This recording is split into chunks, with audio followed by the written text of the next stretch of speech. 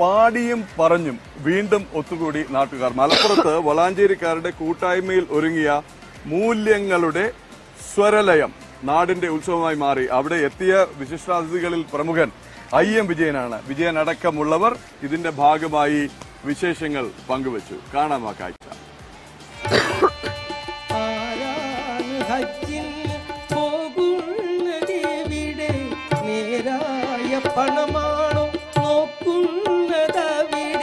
വളാഞ്ചേരി നിവാസികളുടെ കൂട്ടായ്മയായ വളാഞ്ചേരീസിന്റെ നേതൃത്വത്തിലാണ് 5ാം വർഷവും സൗഹൃദ സദസ്സ് ഒരുങ്ങിയത്. വർഷം തോറും നടത്താറുള്ള സംഗമം കോവിഡ് മഹാമാരിക്ക് ശേഷം വിപുലമായി നടത്താൻ സംഘാടകർ തീരുമാനിക്കുകയായിരുന്നു.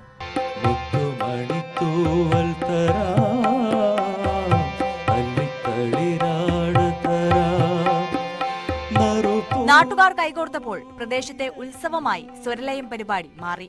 IM വിജയൻ, മാധ്യമപ്രവർത്തകൻ വെങ്കടേഷ് രാമകൃഷ്ണൻ തുടങ്ങി വിവിധ മേഖലയിലുള്ള നിരവധി പേർ കൂട്ടായ്മയിൽ പങ്കാളികളായി.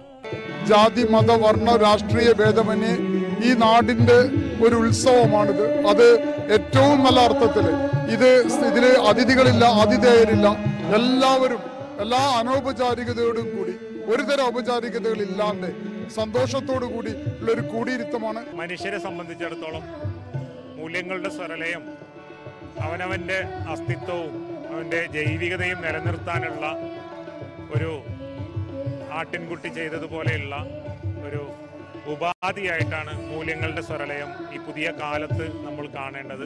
സംഗീതമഴ പെയ്ച്ച് സമീർ ബിൻസിയും ഇമാം മജ്ബൂറും ചേർന്ന് അവതരിപ്പിച്ച സൂഫി സംഗീതം ശ്രദ്ധേയമായി.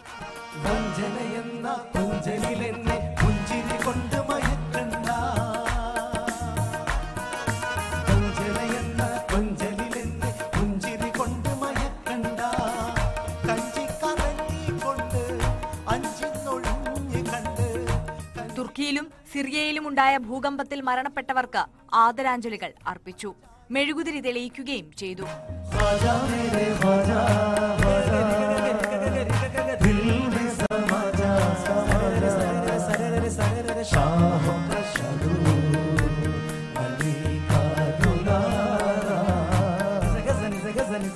സമൂഹത്തിലെ നന്മകൾ പങ്കുവയ്ക്കാൻ ആഗ്രഹിച്ച ഒരു കൂട്ടം സുഹൃത്തുക്കളുടെ ഒത്തുചേരൽ കൂടിയായിരുന്നു സ്വരലയം. ന്യൂസ് 18 തിരൂർ.